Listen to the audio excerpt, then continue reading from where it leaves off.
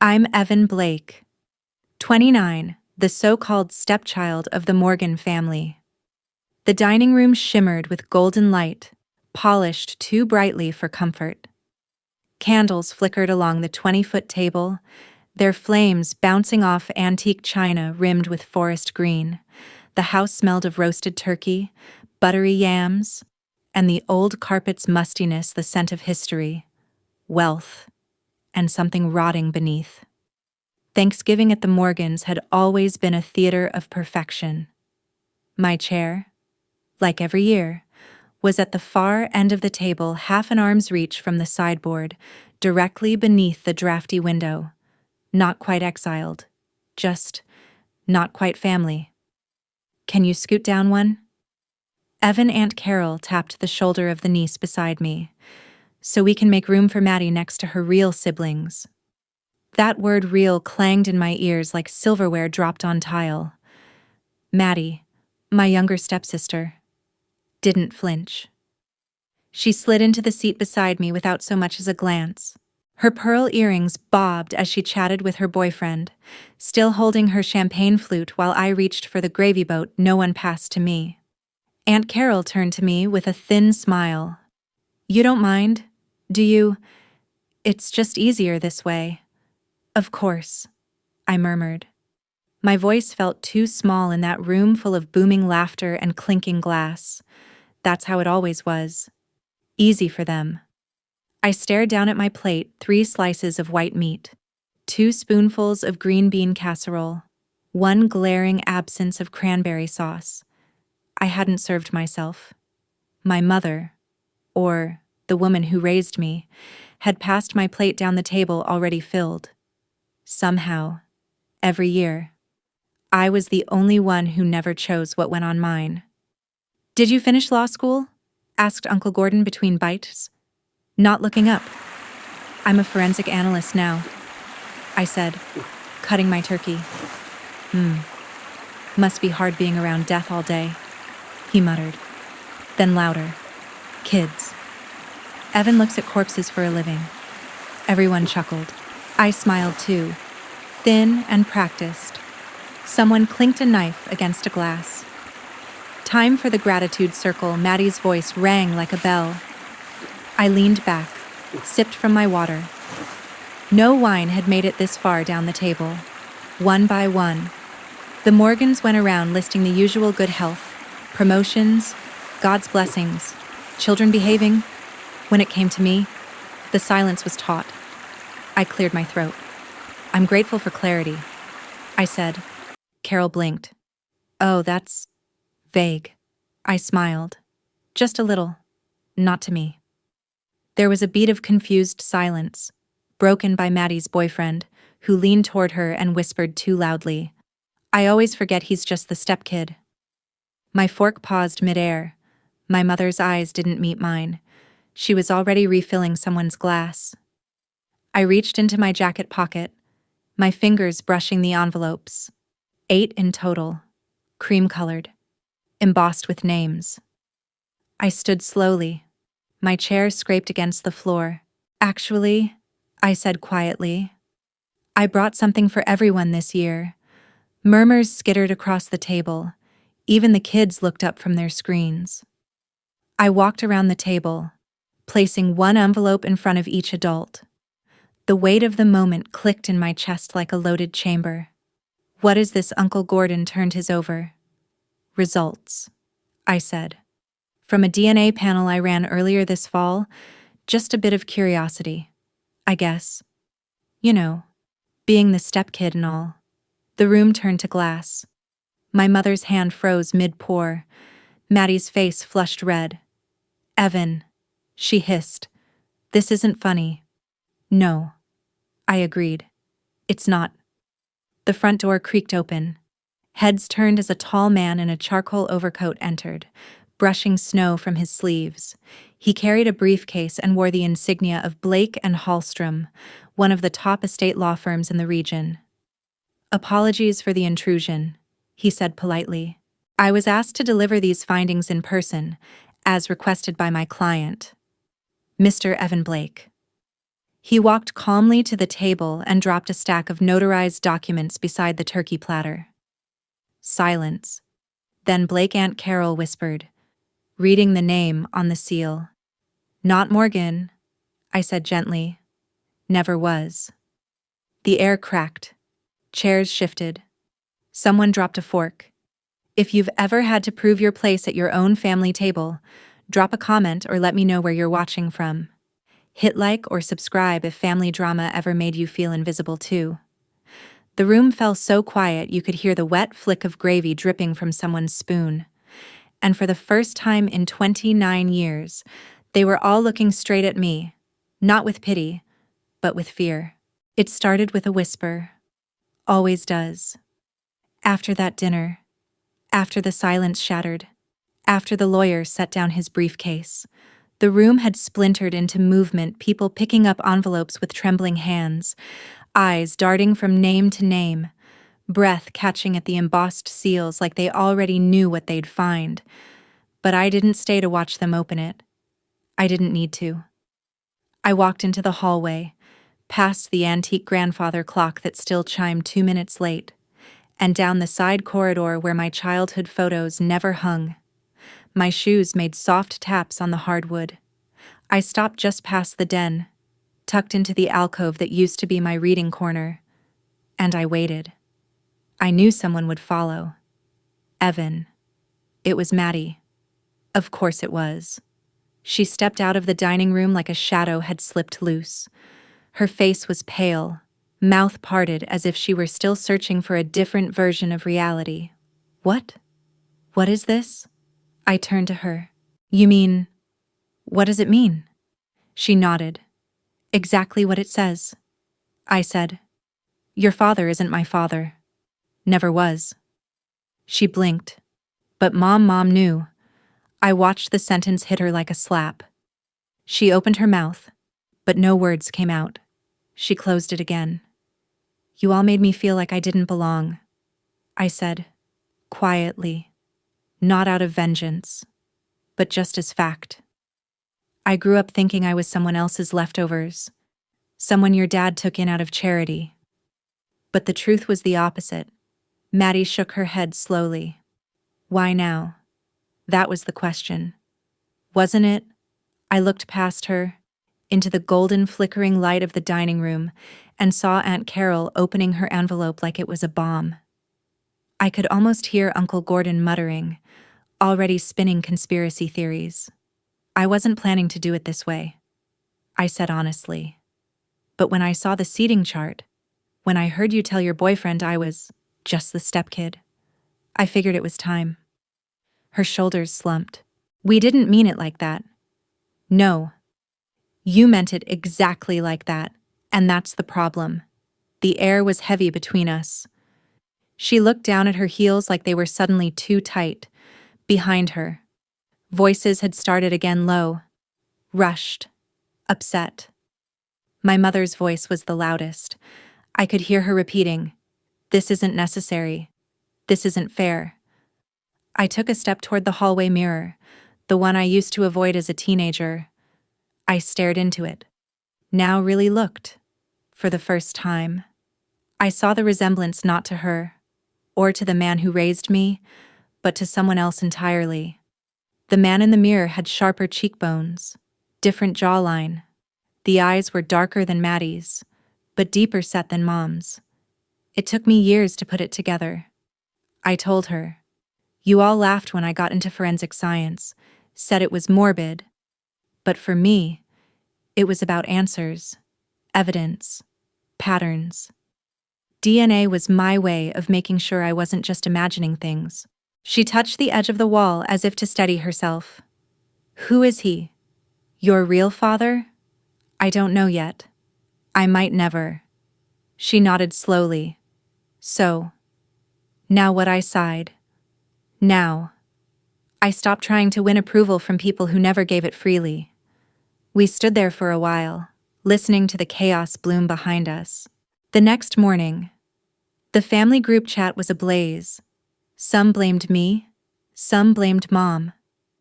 A few tried to brush it all off, said I was being dramatic, Said you've always been family in the same breath as calling me ungrateful. Someone posted a Bible verse. Someone else sent a meme. But the group split. And once it split, it didn't come back together. Maddie texted me privately. I'm sorry. I didn't know what it was like for you growing up. I just never thought about it. That was the most honest thing she'd ever said to me. I didn't respond right away. Instead, I went to the attic.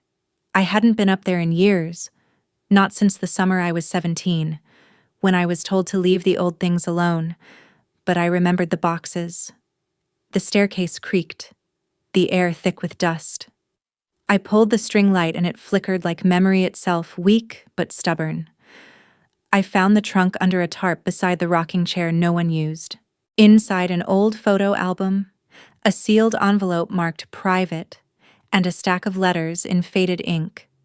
They were love letters, addressed not to my mother's husband, but to a man named Daniel Rollins. The name pulsed in my chest. I took the envelope and the letters down to my room. I scanned the handwriting. It matched the notes Mom used to slip in my lunchbox. Playful, warm, full of hope. The return address was out of state. In one of the letters, dated April 1993, she wrote Daniel, I can't tell him. He thinks Evan is his, and I've let him believe it because I don't want to lose everything. But Evan has your eyes, your stubbornness. I see you in him more every day. I sat with that letter for hours. I read it over and over until the words weren't just ink. They were truth. Heavy, buried truth. Later that week, I drove across state lines to an address listed in one of the letters. I didn't know what I expected. The house was small, clean. A white fence with peeling paint. A wind chime sang in the breeze. I knocked. A woman in her 60s answered. Her face was tired, but kind. Hi, I'm looking for Daniel Rollins. She studied me for a moment, eyes narrowing, then her mouth dropped open just a little. You're him, aren't you? Excuse me? You're the boy, she whispered. You're Evan. I nodded, throat tightening. I think I might be. She opened the door wider. Daniel passed 3 years ago. Cancer. But, come in, please. I stepped over the threshold like I was stepping into another life. His sister, her name was Marianne, made coffee. She pulled out a photo album. Inside were pictures of a man who looked just like me. Same chin, same smirk. She told me stories how he'd been a music teacher, how he'd left after a bad breakup with a woman he never got over. He'd always wondered if he had a son. And now I was sitting at his kitchen table. I didn't go back to the Morgans' house for Christmas. No one invited me, and I didn't ask. Instead, I mailed them all a card. A simple photo of me standing in front of Daniel's old house, smiling faintly. No caption. Just my name signed beneath it. I didn't need them to understand. I just needed them to know. By January, the group chat was silent. Except for Maddie. She texted again. He'd be proud of you. Whoever he was. I finally responded. His sister told me. She hearted the message. Sometimes that's all you get. The new year came with an unfamiliar quiet. Not just the absence of Morgan family texts or voicemails. I mean real quiet. The kind that wraps itself around your mornings and makes the clink of your spoon in a coffee cup feel like thunder. The kind that stares at you through the windows and doesn't blink. I moved back into my apartment after the holidays, just a small place downtown, tucked above an old bookstore that closed at 5 and smelled like melted wax and forgotten pages. For the first time in my life, the silence didn't feel like exile. It felt like space. I went back to work on January 3rd. Most people at the lab didn't ask about my holiday, and I didn't volunteer much. But my supervisor, Dr. Patel, stopped by my desk around noon and dropped off a manila folder. Just a gentle one to start the year, she said with a tired smile. Accidental fire. No bodies. but the homeowners are fighting over who caused it, so we've got some chemical residue to trace. I nodded. Thanks. She lingered. Everything all right with you? Evan? I paused. Yeah, just sorting some family stuff. Her eyes softened. That time of year? I gave a half smile and opened the file. Inside, I found charred wood samples, melted wires, photographs of the site, and entire living room reduced to blackened memory. It was odd, how these cases felt almost comforting now. I could hold the evidence, follow the burn marks, find the spark. There was a strange peace in solving other people's tragedies while quietly nursing your own. Around 4, I went to the break room to refill my thermos. A new intern, Maya, was at the sink.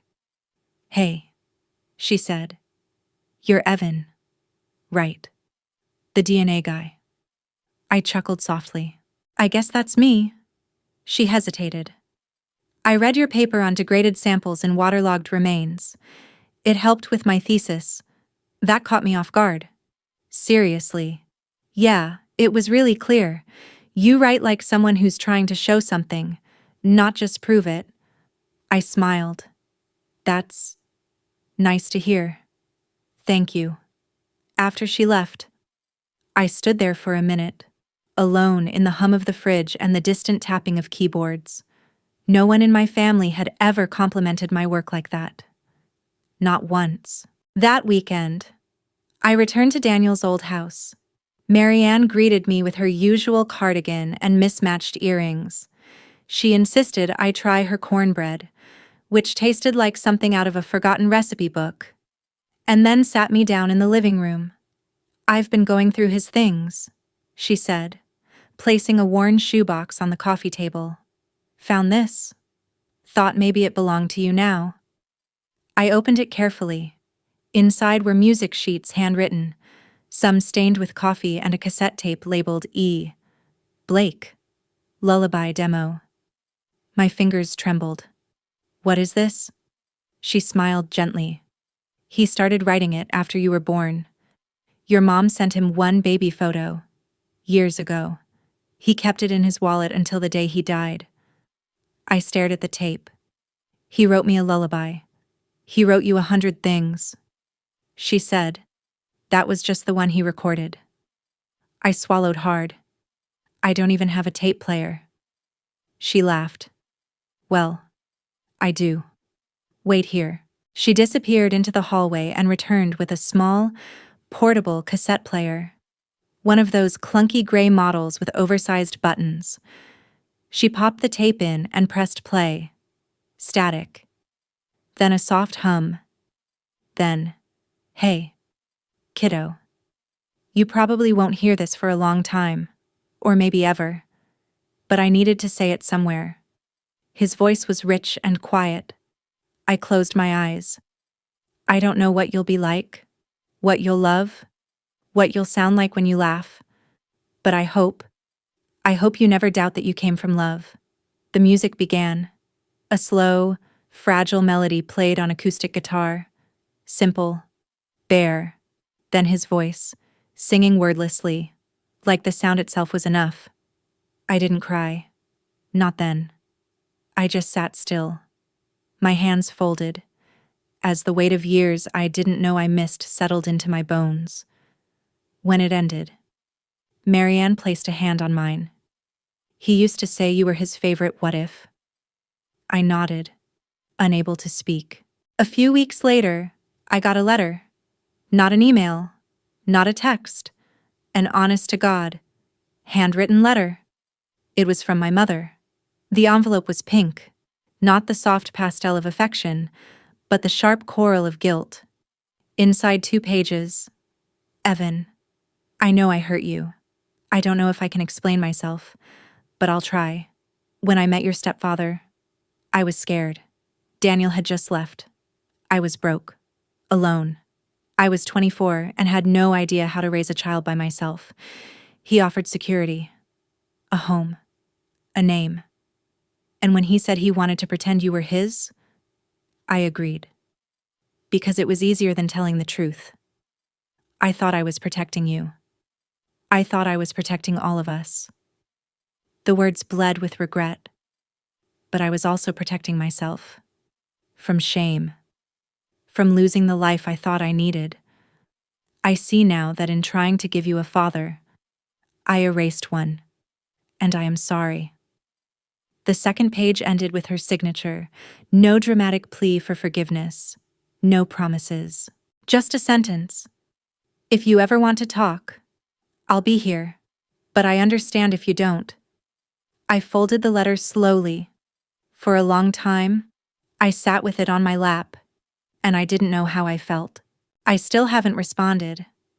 Not because I'm angry, but because I'm not ready. I've spent too long pretending I was someone else's reflection, trying to fit into a frame that was never shaped for me. I need to learn who I am outside of that now. I've started volunteering at the local library on weekends. Kids come in for STEM workshops, and I teach them how DNA works using candy and colored strings. They light up when the patterns make sense. And for once, I'm not the one trying to prove a connection. I'm the one creating it. Maddie came by last week. No invitation, no pressure, just showed up at my doorstep with 2 coffees and a tin of homemade brownies. I'm not here to fix anything, she said before I could ask. I just figured you might like someone to talk to. We sat on my balcony. The city was quiet, muffled in winter fog. She asked about my work. I asked about hers. For the first time, our conversation didn't feel like a reunion or an apology. It felt like a beginning. Some nights, I play the tape. Just for a minute. Just until I hear the hum and the start of that simple song. It reminds me that even the people we never meet can leave echoes. That love, when planted in silence, sometimes grows in unexpected places. And that even at a table where you were never given a seat, you can still stand up and be heard. It was February when I finally went back to the Morgan house. Not for a holiday, not for some staged reconciliation, just to pick up the last of my things.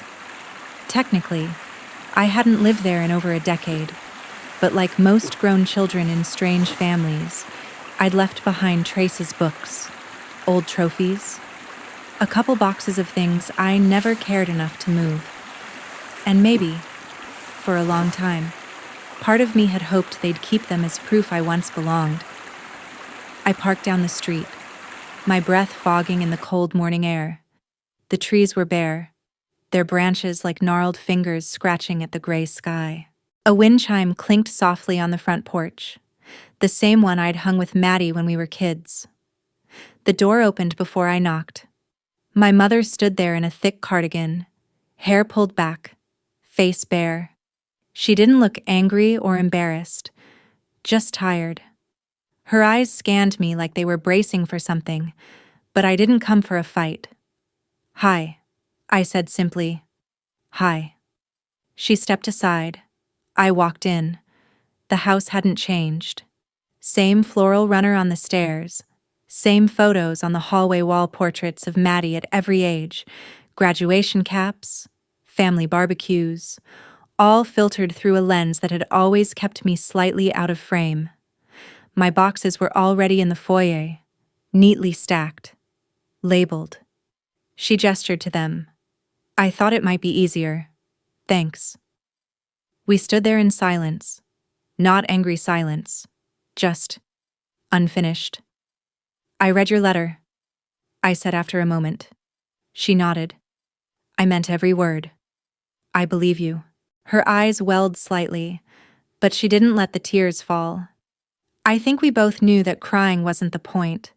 Words would never undo what had been done, but we stood there anyway. 2 people who had once played mother and son in a well-rehearsed drama. Now we were just people. Maybe something quieter, something honest. I didn't come to talk. I said, gently, I just came to move on. She nodded again. I understand. I picked up the first box. She held the door open. As I reached the sidewalk, she called out, "He would have loved you. You know that." I turned. "Daniel." She nodded, hugging herself. I see him in you. I always did. I just didn't know what to do with that. There wasn't anything to say to that. So I gave her a small nod and kept walking. Later that evening, Maddie texted, "Did you see her?" "Yeah." "How did it go? Like closing a book you never really finished?" She didn't respond, but a few minutes later I got a photo, an old picture of the two of us in the backyard, covered in dirt, proudly holding up a misshapen mud pie on a plastic plate. I smiled. Then I turned off my phone. At work, things picked up. A new case landed on my desk: missing persons, partial remains discovered in a rural creek. I was asked to lead the DNA analysis. It was the kind of project that required days of careful extraction, sequencing, comparisons with national databases. But something about it was grounding. Every bone fragment told a story. Every degraded tissue sample was a breadcrumb, and it was my job to follow the trail through silence and science. In those sterile white rooms, I wasn't the stepkid or the anomaly. I was the one people came to for answers. One afternoon, as I was logging a sample, Maya passed by. "You're fast," she said. I looked up. She held out a bag of pretzels. Lunch. We sat in the back corner of the lab, snacking in silence. Then she asked, "Do you ever get tired of digging through people's worst days?" I thought about it. Sometimes. But I think what we do matters. She nodded slowly. That's kind of beautiful, even if it's all a little grim. I smiled. Beauty and grim tend to live in the same places. A few weeks later, Marianne called. "I've been cleaning out Daniel's storage unit," she said. "Found something I think you should see." I drove over that Saturday. She met me outside with a heavy canvas bag and a thermos of coffee. Inside the bag, more tapes, journals, a folder marked E. "This was his someday pile," she said. "He told me once that if you ever came looking, this was everything he'd want you to have." I took it home and set it on my coffee table. For a long time, I didn't open it, just looked at it. The idea that someone had carried me in their heart, planned for my arrival without any certainty, was a kind of love I didn't know how to unwrap. Eventually, I did. One of the journals was filled with music, notations, chords, lyrics half written. Evan's theme, Needs Bridge, imagining his voice at 13. Will it crack? There were notes about his childhood, things he wanted to share: favorite books, his worst teacher, his best mistake. Reading them was like finding pieces of myself in someone else's past. Not genetic matches or biological traits, but soul echoes. At the bottom of the bag was a CD, a studio recording. On the label, for Evan, "When you're ready." Maddie came over that night. She brought takeout and sat cross-legged on my couch, barefoot and quiet. "Want to hear it?" I asked. She nodded. I loaded the CD and hit play. It began with a soft piano chord, then strings, then Daniel's voice, stronger this time, steadier, layered over gentle harmonies. The song was simple. A man telling his son that life might not explain itself, but love doesn't need to ask permission to exist. By the time it ended, Maddie was wiping her cheeks. "He sounds like you," she whispered. I smiled. "I guess I sound like him." We sat for a while, surrounded by that music, by all the things that had been missing and were somehow returning in echoes. Spring crept in. I started going to the park on Sundays, sometimes with Marianne, sometimes alone. I took photos, not of anything remarkable, just benches, trees, strangers laughing, but they felt like mine. My therapist once asked me what I wanted out of closure. I told him I didn't believe in closure. I believed in continuation, not erasing the past, not even forgiving it, necessarily, just deciding what comes next. One morning, I received a message from a genealogy website I'd used during my early DNA research. You have a new connection. Potential cousin match. I stared at the screen. Another name. Another door. I didn't click right away. I made coffee, watered my plants, brushed my teeth. Then I sat back down and opened the profile. A woman named Teresa Rollins, age 56. Musician. Lives in Seattle. The message from her was simple. Hi, Evan. I think we're family. My Uncle Daniel used to talk about you. I'm so glad you found your way here. I don't know where that road leads yet, but it doesn't scare me, because for the first time, I'm walking it with both feet in my own story, not chasing a seat at someone else's table, but building something of my own, one conversation, one connection, one quiet truth at a time. By April, the snow was gone and the trees had begun to flower again, the city shifting softly into color like it had been holding its breath all winter. I walked slower these days, not out of fatigue, but because I'd started to notice things again, the smell of warm pavement, the first dandelions cracking through sidewalk seams, the sound of shoes on stone that didn't belong to anyone but me. It had been almost 5 months since Thanksgiving, 5 months since I handed out those envelopes, 5 months since I learned the truth had more voices than the lie ever did. I didn't hear much from the Morgans anymore. Not that I expected to. Aunt Carol had posted a vague quote about disrespectful youth on Facebook. Uncle Gordon shared an article about the dangers of at-home DNA kits like it was a warning. None of them reached out directly, not even to fight. The silence was, in its own way, an answer. But Maddie came around more often. She didn't ask me to rejoin the family. She didn't make excuses for what had happened.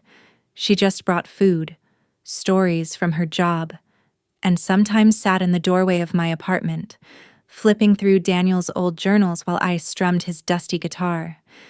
We didn't label it reconciliation. We didn't need to. One night, she looked up from a half-torn page and said, "Did you ever think your life would split in half like that one version with them, and another with him?" I shrugged. Sometimes I think it didn't split. I think it finally lined up.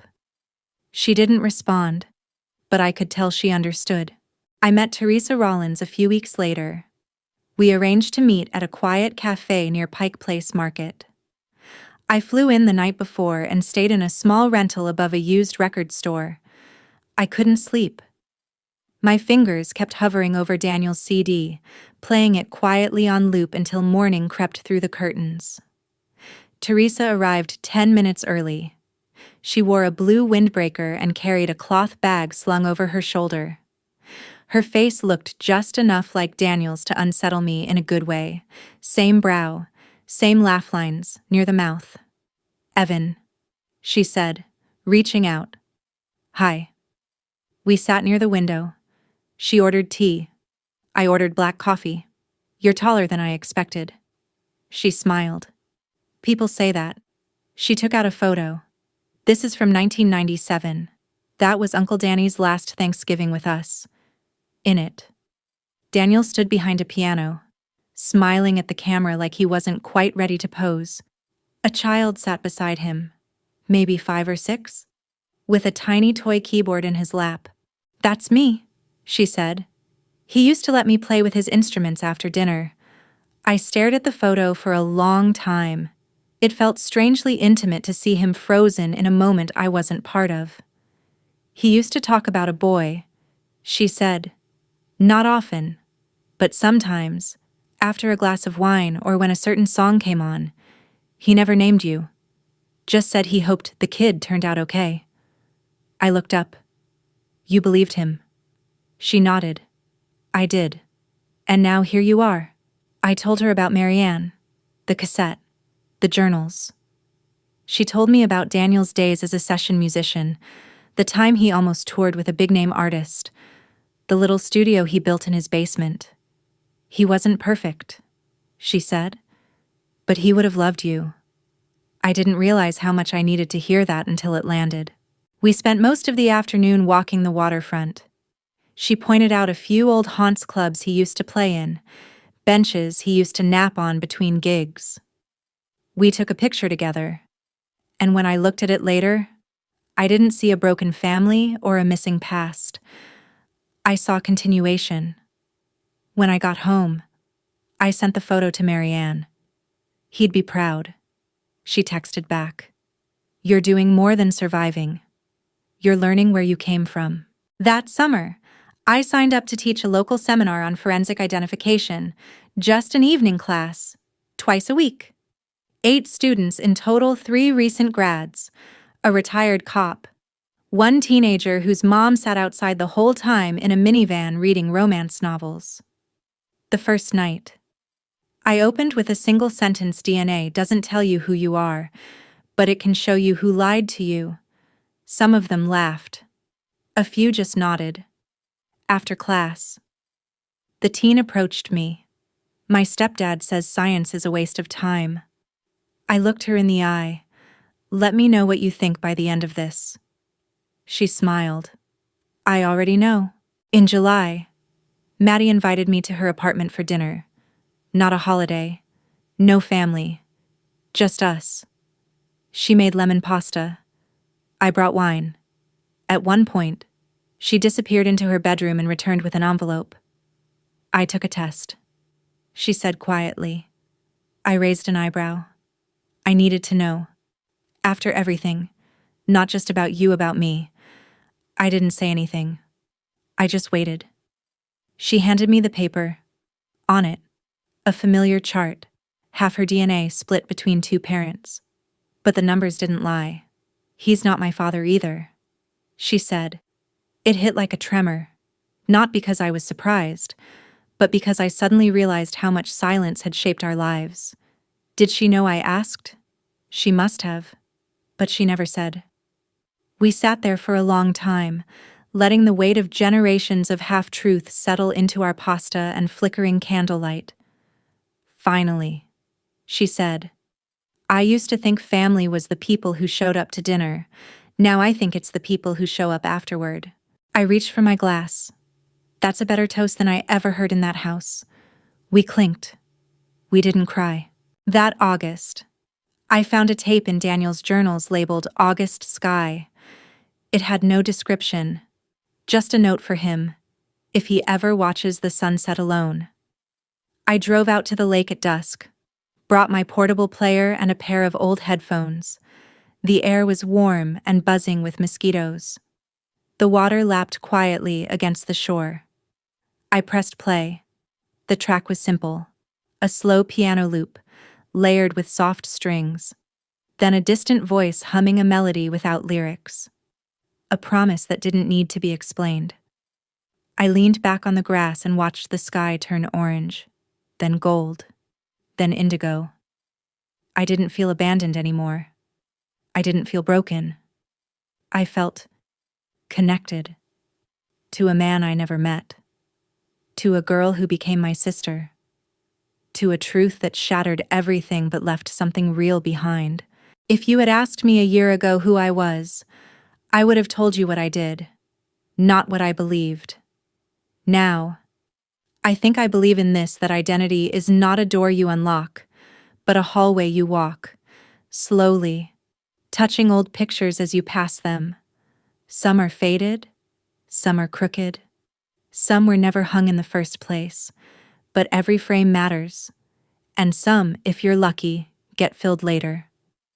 I never told my coworkers what happened that Thanksgiving, not because I was ashamed, but because there was something sacred about keeping the truth mine for a little while longer. In a world where everyone overshared for likes or told their life stories in captioned reels, I found peace in restraint. Let them see the steady analyst with good case notes and calm eyes. They didn't need to know I once blew up an entire family dinner with a manila envelope, but word spreads in strange ways. One Tuesday morning, while I was reviewing tissue degradation reports, Dr. Patel knocked lightly on my open door. Got a second? Sure, I said, swiveling my chair. She stepped in, holding a familiar tan folder. We're organizing a panel at the Regional Forensic Conference. 3 speakers, 20-minute slots. I'd like you to present. I blinked. Me. You've got the most consistent Trace ID work this year, and your report on familial reclassification is already circulating in a few law enforcement training groups. I didn't know what to say. She smiled. Don't look so surprised. Evan, some people see patterns in blood spatter. You see them in people. I agreed. A part of me still doubted I had anything worth sharing with a room full of experts. But another part, the part that had spent a childhood trying to be heard at a crowded table, was ready. Preparing for the talk forced me to revisit things I hadn't planned to touch again. Not just the science, but the emotion behind the science, the way DNA has the power to break illusions, the way a single nucleotide variation can upend an entire identity. I built my presentation around a concept I called invisible lines, the emotional threshold people cross when evidence redefines their place in the world. I didn't use my own story directly, but I described a hypothetical subject. A young man raised by a family who reminded him subtly, cruelly, that he was always one seed away from belonging. A man who found, through genetic truth, not just clarity about who he was, but closure around who he wasn't. The room was silent by the end of it. Some took notes. Some just stared. A professor approached afterward. Was that a real case? Parts of it? I said. Well, he said softly. You told it like it mattered. The night after the conference, I came home to find a letter in my mailbox. No return address, just my name in neat, almost hesitant handwriting. Inside were 3 Polaroids and a folded note. The first photo was of a hospital room, my mother, younger, eyes exhausted but glowing, holding a newborn. The second, a man standing in a hallway, blurry, mid-laugh, tall, dark-haired. The resemblance to me was uncanny. The third, a scanned copy of a birth certificate. No father listed. The note was short. I kept these for years. I thought about burning them more than once, but something told me you'd need them one day. I know I can't rewrite anything, but I wanted you to see that once, in a room full of silence. Someone still saw you and smiled. Mom, I sat down on the couch, the pictures trembling in my hands.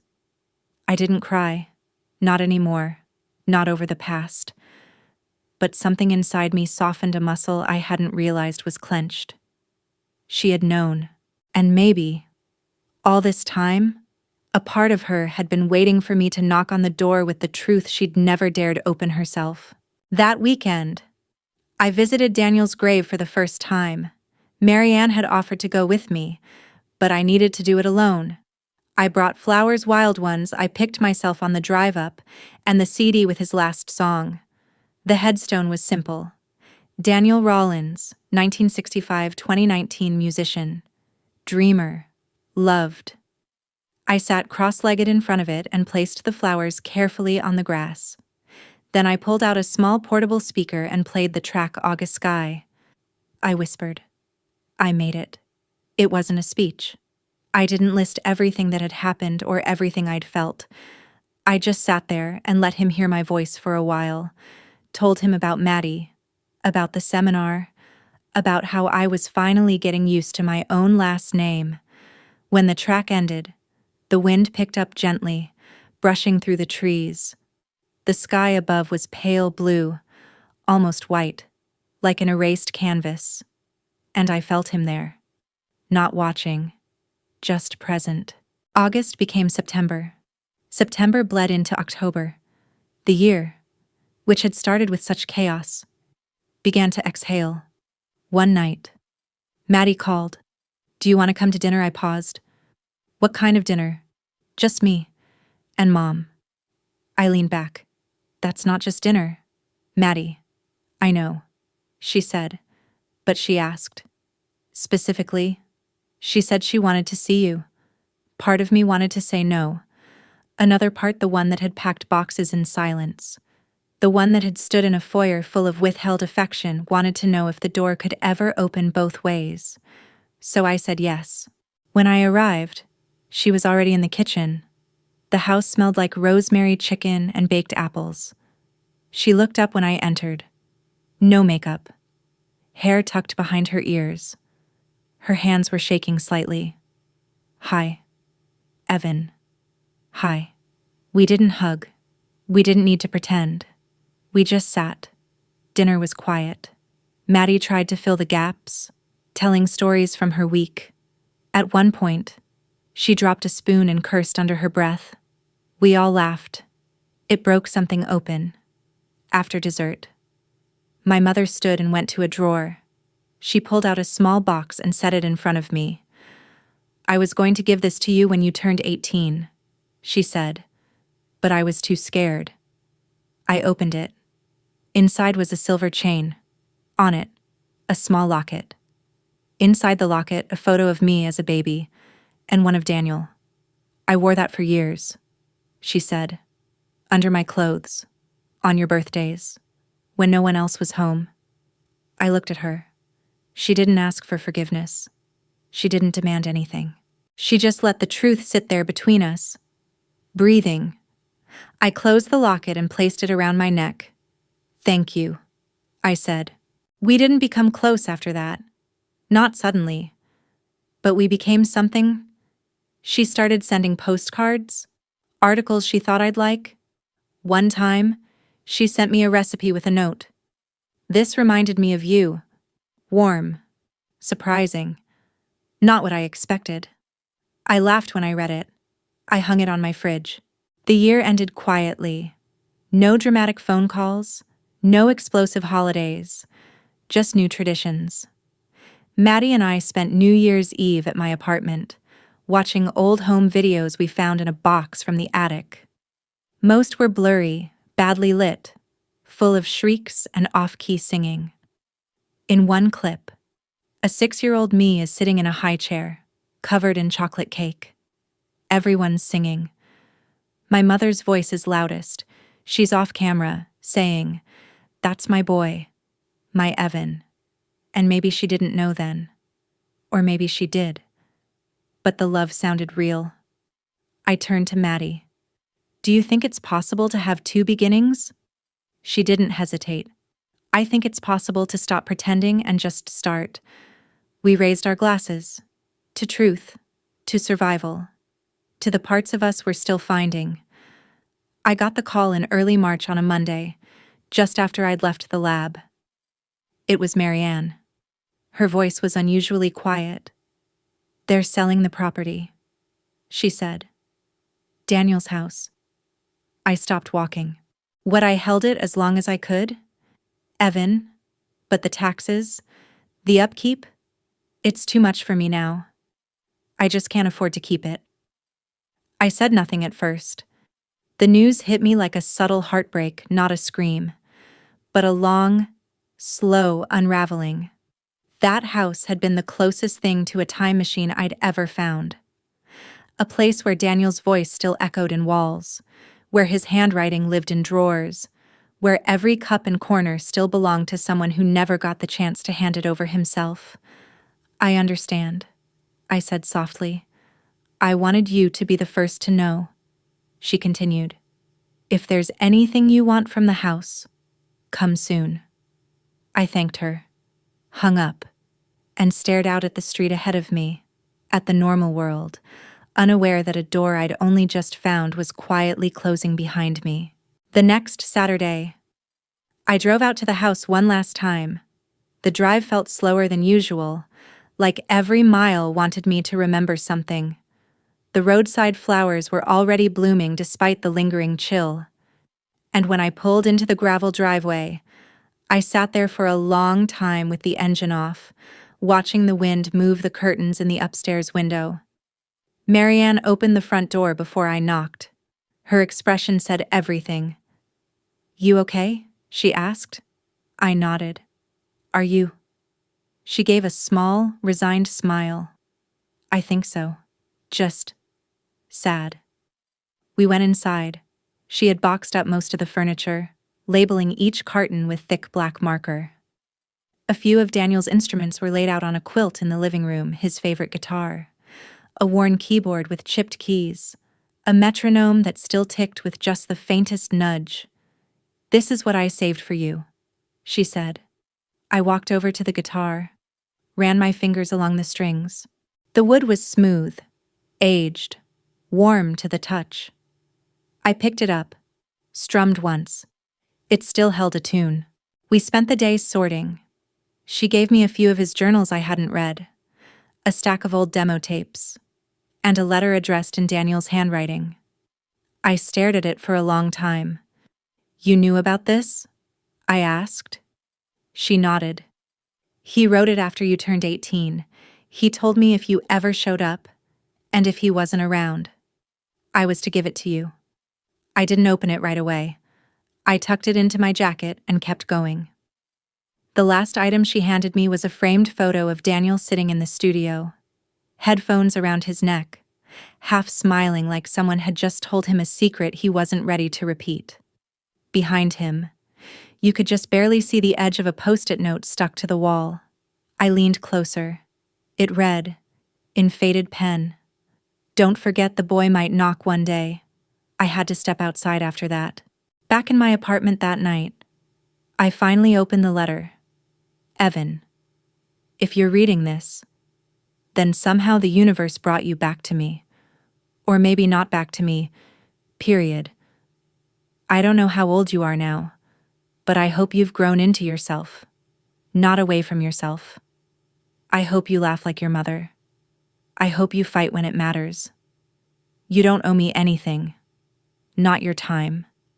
Not your name. Not your story. But I want you to know this. I loved you. Even in absence. I imagined your every birthday. I wrote songs I never played for anyone else. I built a room for you in my head and waited there more nights than I'll admit. I don't know what you were told.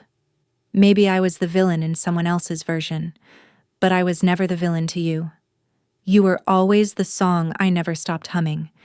And if you're here, if you found this, then I think you know that now. Love always. Daniel." I sat with that letter on my chest for hours, slept with it under my pillow, read it again in the morning with coffee, like it was the front page of a life I'd almost missed. Maddie came by that afternoon. I showed her the guitar, the photo, the letter. She didn't say much, just listened. At one point, she picked up one of the journals and flipped through it. "You know," she said, "I used to hate the way he was a ghost in our house. Like, I could never ask about him. You couldn't. Even Mom, she froze at his name. I think I made him into some villain too, just because she wouldn't explain." I watched her expression shift. "But now," she continued, "he's more real to me than the man who raised us." I nodded. Because he left behind truth, not silence. In the weeks that followed, I started composing something. Not a report, not a case summary, a song, just a slow melody I played on Daniel's guitar, letting it shape itself in the mornings before work, or late at night after I turned off the lights. No lyrics yet, just notes. One day, I'd give it a name. Maybe Echo. Maybe Found. Maybe just E. In June, I held a small gathering. Nothing official, just a few close friends. Marianne, Maddie, Teresa, Maya from work, and a couple students from the seminar who'd stayed in touch. I called it a listening night. Everyone brought a song that meant something to them. I played Daniel's lullaby. Then, for the first time, I played my unfinished piece. I didn't say what it was about. I didn't have to. They heard it. After the last note, the room went still. Then Teresa stood and hugged me. Marianne kissed my forehead. Even Maya wiped a tear away discreetly, pretending she had something in her eye. One by one, The walls that had separated the parts of my life fell away. Daniel was no longer a secret. Maddie was no longer an echo. My mother, though we still spoke only occasionally, was no longer a locked door. And I was no longer waiting for a seat at a table that had never been built for me. I was building my own. Every string of the guitar, every page of Daniel's journal, every whispered truth Maddie and I shared on her balcony. They weren't just memories. They were the architecture of something new. Some nights I still play August Sky, but not out of grief. I play it because it reminds me that silence can carry love just as loudly as sound, that you don't need to be in the room to leave something behind for someone who's still on the way, and that sometimes the greatest gift a person can give you is the space to find yourself even if they never got to watch you do it. I turned 30 in late August, not with a bang, not with a crowd, no balloons, no cake with too many candles, just a quiet dinner on my balcony with Maddie, 2 slices of strawberry pie from a local bakery, and Daniel's guitar resting on the chair beside us like a guest who'd come to stay. "This feels different," Maddie said as she poured wine into chipped glasses. "You seem steadier." I thought about that. "I think I'm finally not trying to be anyone else," I replied. "That's new for me." She raised her glass. To that, we clinked and sipped. Down below, a couple walked a golden retriever past the building, and someone across the street played a slow jazz tune that wandered into the air like a memory looking for a place to land. Maddie tilted her head. "Did you ever wonder who you'd be if none of this happened all the time?" I said. "But then, I wonder if I'd still be waiting for someone to tell me who I was." She nodded. "We all kind of do that, don't we? Let people define us, then get mad when we don't recognize ourselves." That's what I loved about her now. No forced optimism, no sweeping resolution, just 2 people who had stepped out of a shared illusion and learned how to walk again. A week later, I was asked to consult on a case involving a missing woman whose remains were suspected to be buried in a wooded area an hour outside the city. I went with a small team, carefully cataloging bones, teeth, fragments of clothing. We worked with gloves and masks and silence, near the base of a shallow root system. I found a tiny bracelet plastic, pink, etched with the letters LEAH. Later, back in the lab, I ran the mitochondrial DNA test. It matched a woman who'd been searching for her daughter for 8 years. When I called the detective to confirm the ID, I stood by the window and watched birds scatter off a rooftop. The world kept spinning. Somewhere, a mother would finally have an answer. It didn't undo the loss. It didn't make anything fair. But it mattered. I wrote a letter that evening, one I never sent, one I still keep in the drawer beside my bed. "Daniel, I used to think I had to earn my name. Now I know I just had to find it. You gave me music, not in melody, but in memory, in the spaces between, in the way silence doesn't always mean absence.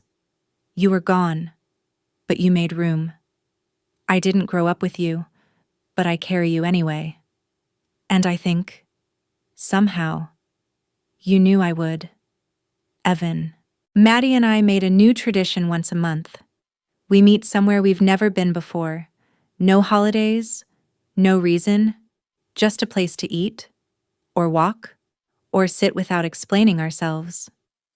In October, we met at an orchard, picked apples, talked about how different everything used to feel when we were kids, like the seasons were slower, the world smaller, like families couldn't fall apart. "I used to think Mom had it all figured out," she said, "that she chose the hard thing for a good reason." I tossed an apple into the basket. Maybe she did. Or maybe she just didn't know how to admit when she was scared. "Do you think she's sorry?" I shrugged. "She's trying. That counts for something." "And you?" I looked up. "I'm not angry anymore. but I'm not giving her back the version of me she once ignored. Maddie smiled. Good. One afternoon in November, I received a padded envelope in the mail. No sender listed. Inside was a cassette labeled Final Take.